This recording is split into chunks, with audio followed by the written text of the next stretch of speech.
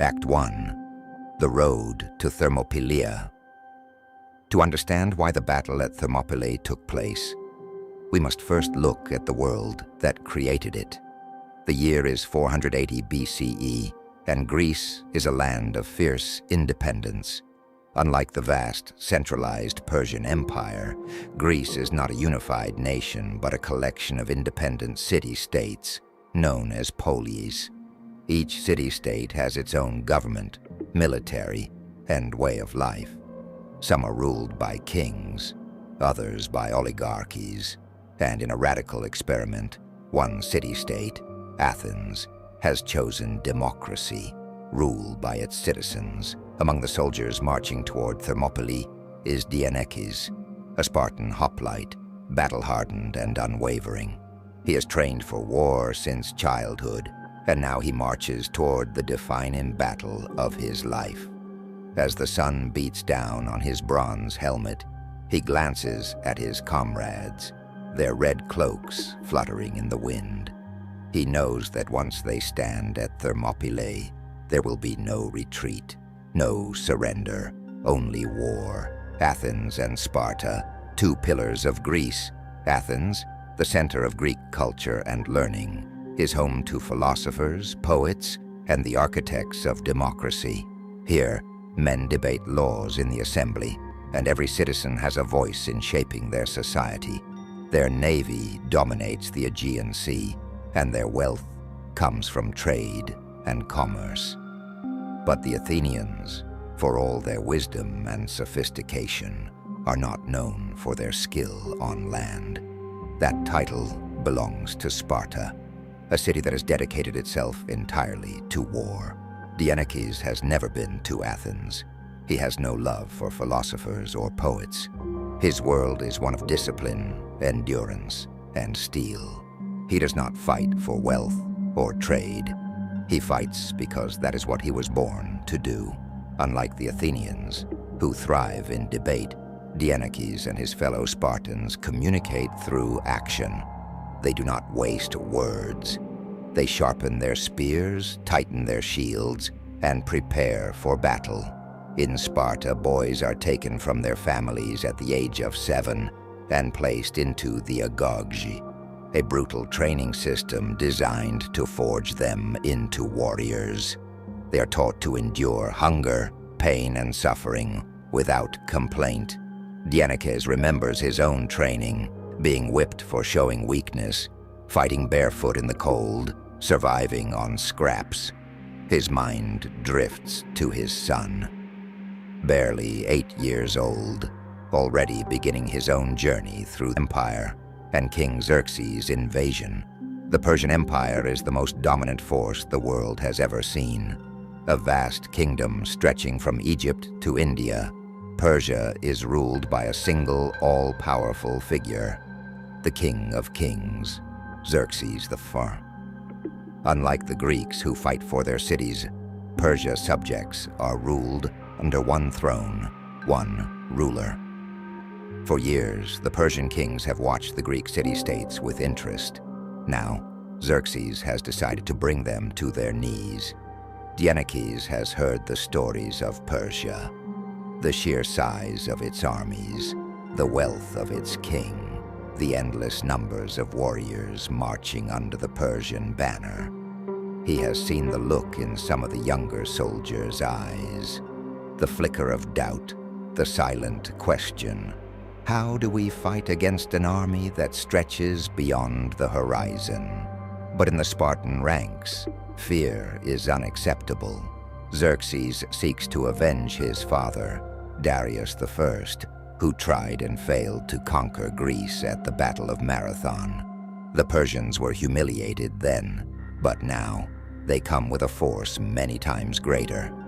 Xerxes does not just want victory, he wants revenge. He wants to erase Greece from existence. Dienekes grips his spear tighter at the thought. Sparta will not be erased. If Persia wants Greece, they will have to fight for every inch of it. The might of the Persian army versus the Greek hoplites. The Persian army is unlike anything the Greeks have ever faced. It is a multinational force, bringing together warriors from Babylon, Egypt, India, and beyond. The Persian immortals, the king's elite guard, are said to be undefeatable. Their numbers always replenished, so that no one ever sees them grow weak. Thousands of archers can unleash a storm of arrows so dense it can block out the sun.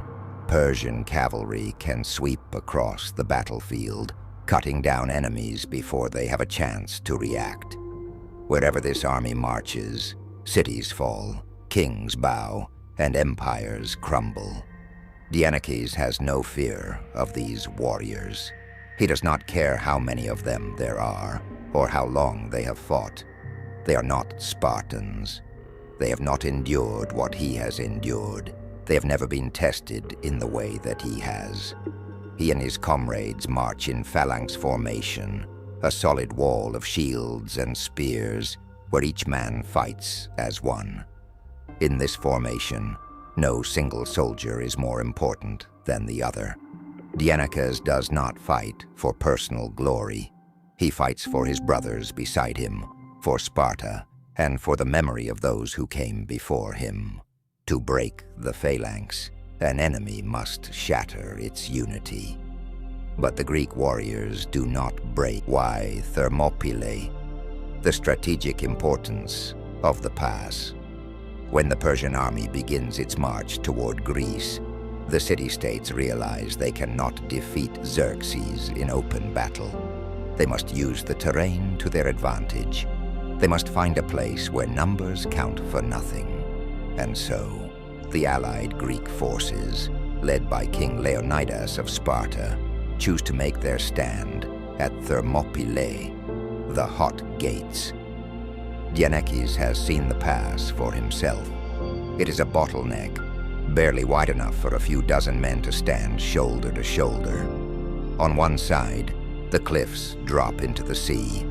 On the other, the steep mountains make any flanking maneuver nearly impossible.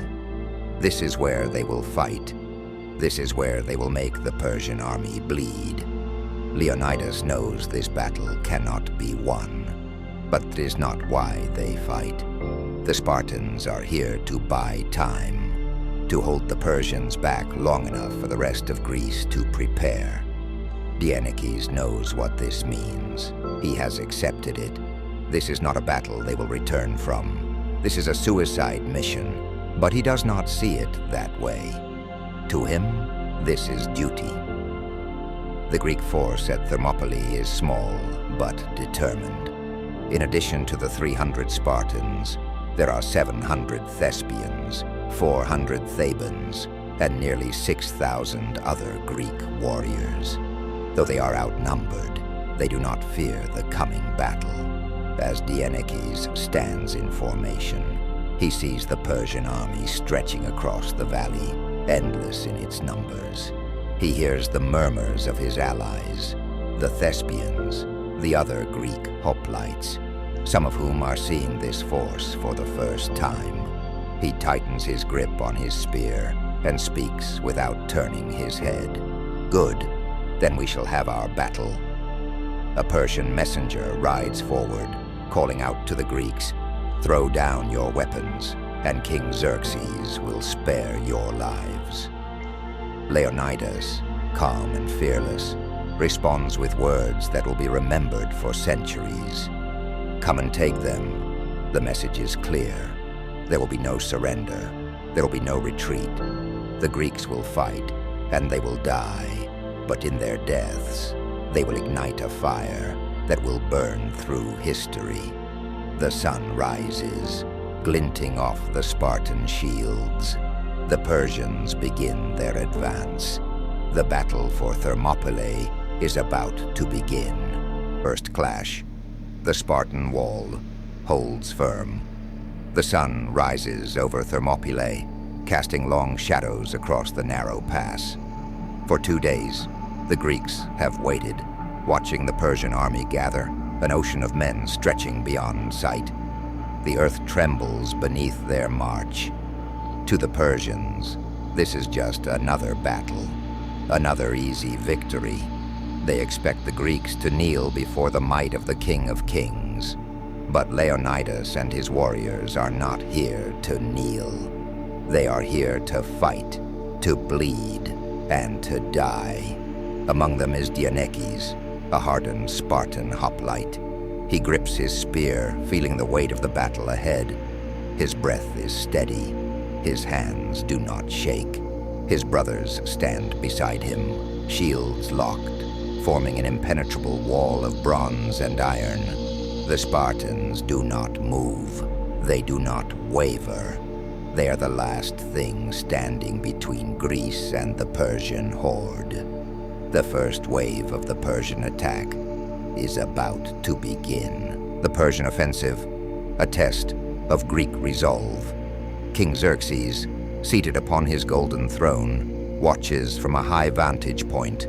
Draped in the finest silks, his crown glints in the morning sun. His confidence is unshaken. He has never lost a battle. He has never faced a force that could stand against the might of Persia. He turns to one of his generals and gestures toward the pass. Send in the Medes. The order is given. The first Persian wave begins its advance. Thousands of Medes, battle-hardened warriors from the northern provinces of Persia. They march in tight ranks, curved swords glinting, wicker shields raised. They have fought countless battles in the name of the empire, but they have never fought the Spartans. Dienekes watches them come, his spear poised, his grip tightens. He can hear the breathing of the men beside him. The only movement in the Greek ranks is the slight shifting of shields, the subtle adjustment of spears. The first arrows whistle through the air. Dienekes barely notices them. The Spartans raise their shields in unison, the bronze catching the impact. The arrows clatter harmlessly to the ground. Then, the Medes charge. The impact is like a wave striking stone. The Medes expect the Greeks to falter, to be driven back by sheer force. But they are wrong. The Greek phalanx is unlike anything Persia has ever faced.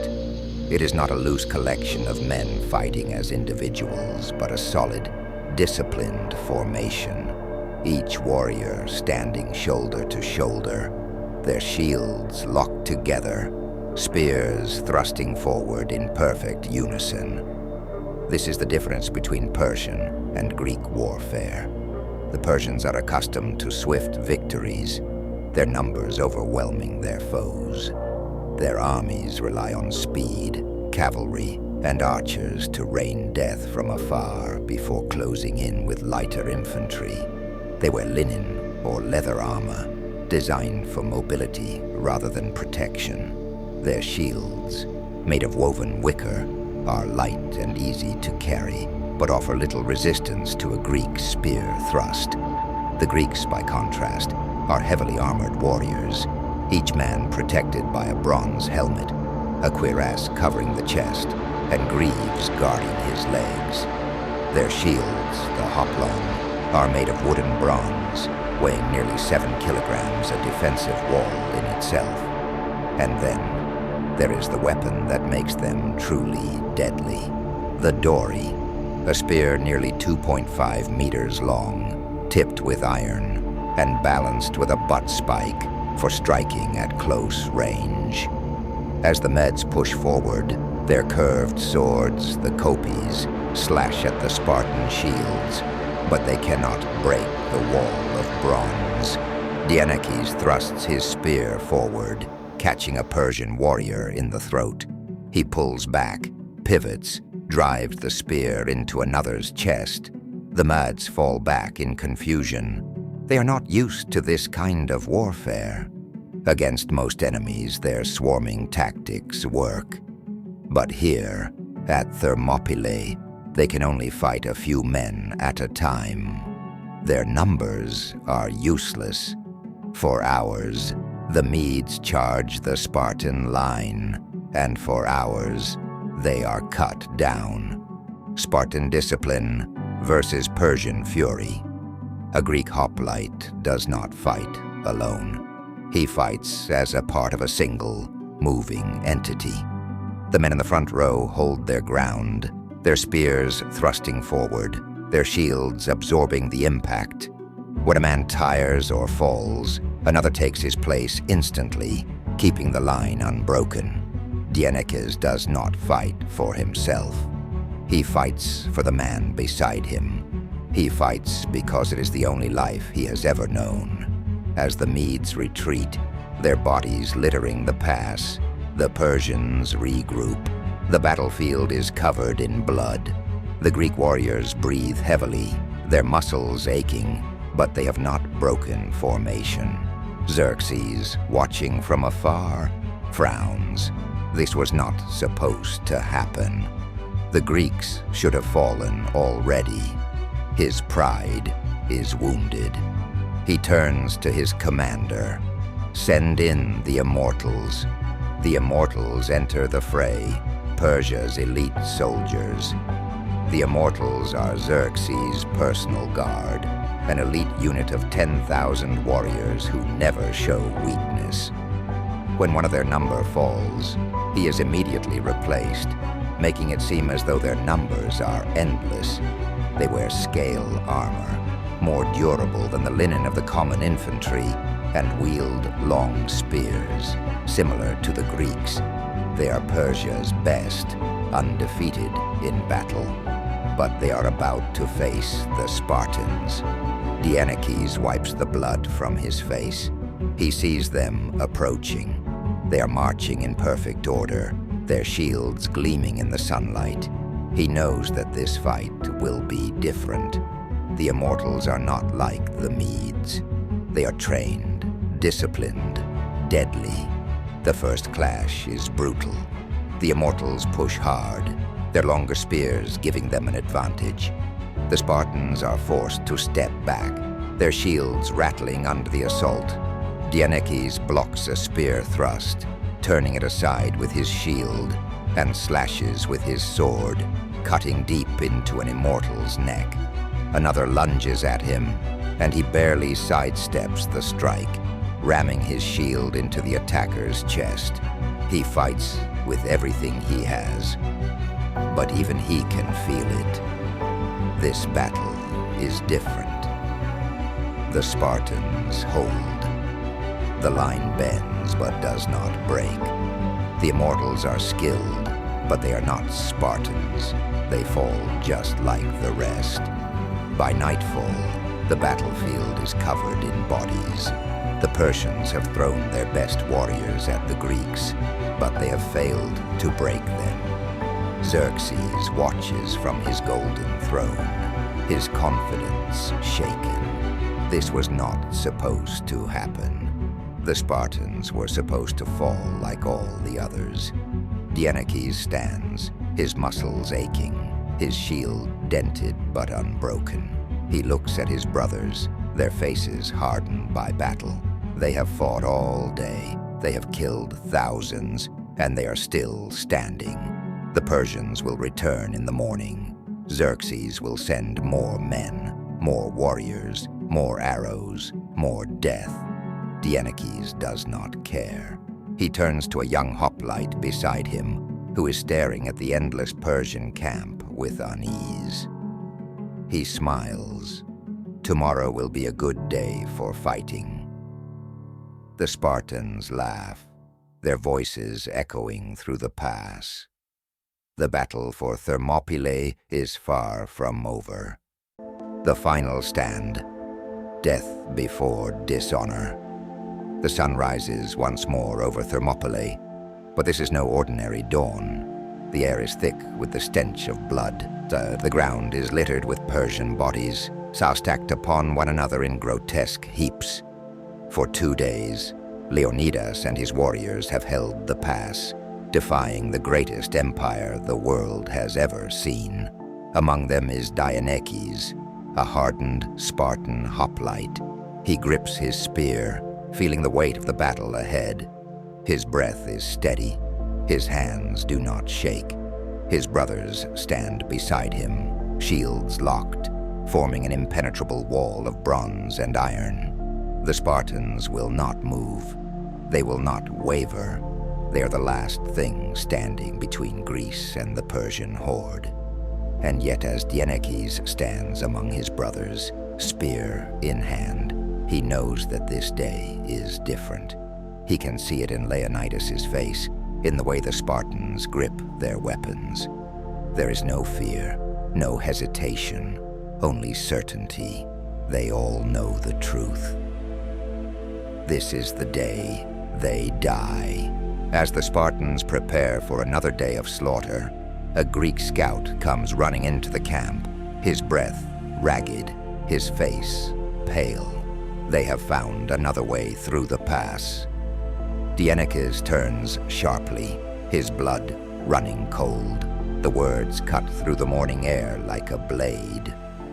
The Persians have been led through a secret path, winding through the mountains above Thermopylae.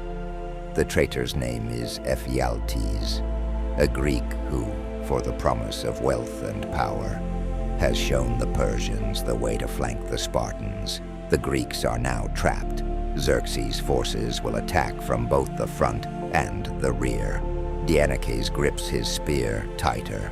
He hears a murmur of anger among the ranks, but no panic.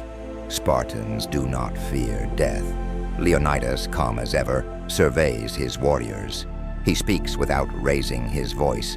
Spartans, eat well. Tonight we dine in Hades. A chuckle ripples through the ranks.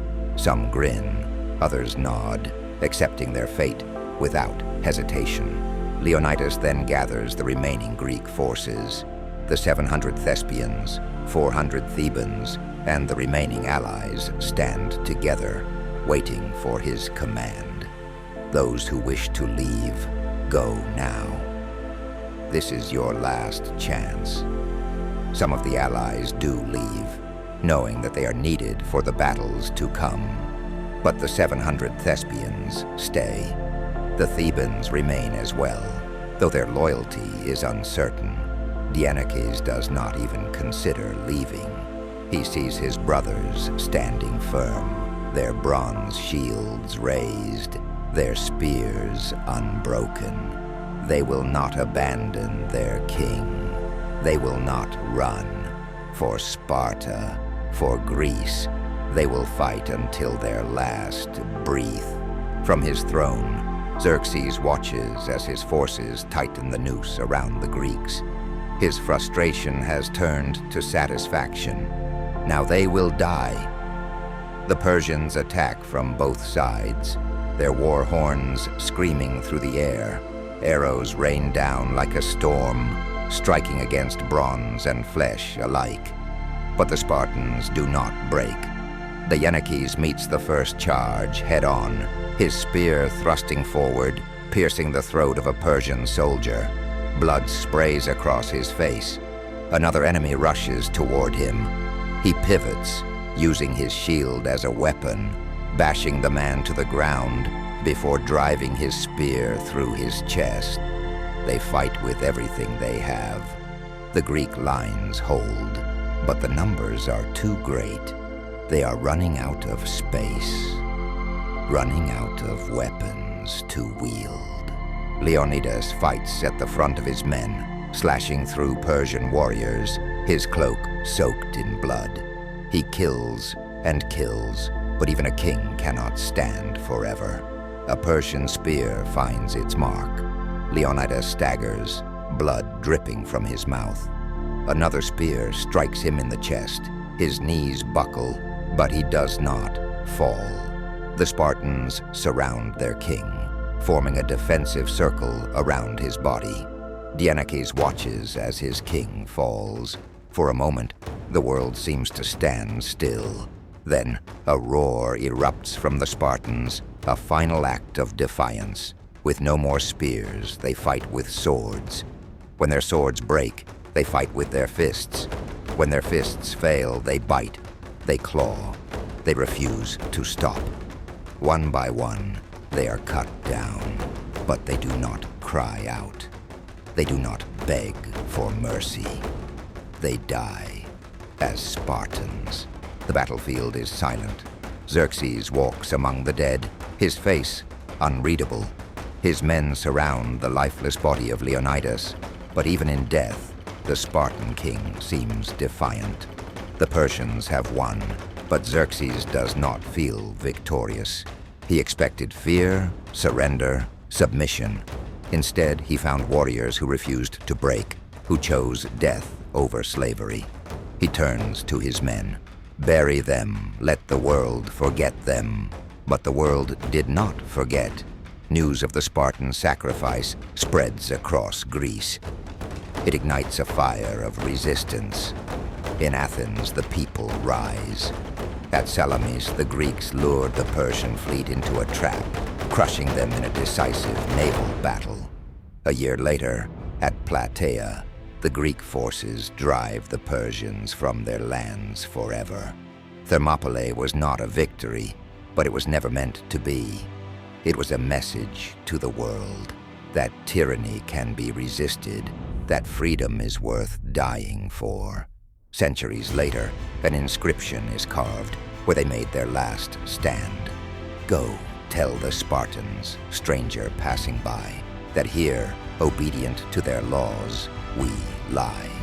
Their story is etched into history, never to be forgotten. The 300 are gone, but their legend will never die. A lasting memory. The stand at Thermopylae was not just a battle. It was a statement, a defiance against overwhelming odds. It proved that courage and unity could stand against the might of an empire. Without the Spartan sacrifice, Greece may have fallen. And without Greece, the world as we know it may have been unrecognizable. They did not fight for power, for wealth, or for conquest. They fought because it was their duty.